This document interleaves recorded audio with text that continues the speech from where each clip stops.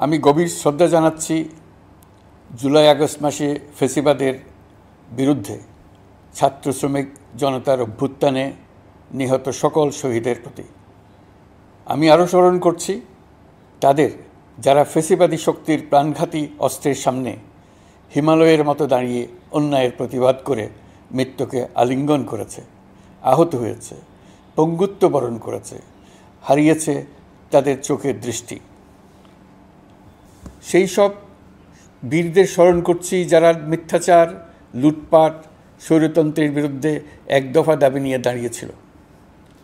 কৃতজ্ঞতা চিত্তে স্মরণ করছি আপনাদের ভাই বোনদের, আপনাদের সন্তানদের যারা এই বিপ্লবে অংশগ্রহণ করেছিল।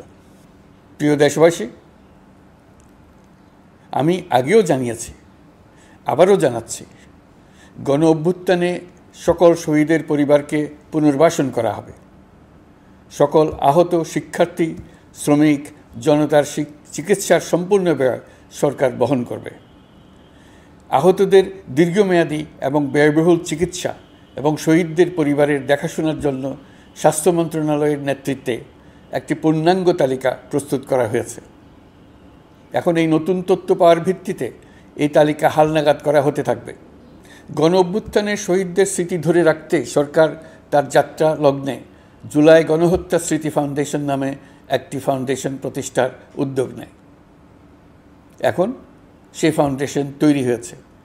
সকল শহীদ পরিবার এবং আহতদের সর্বোত্তম চিকিৎসা সহ তাদের পরিবারের সম্পূর্ণ দায়িত্ব এই ফাউন্ডেশন গ্রহণ করছে।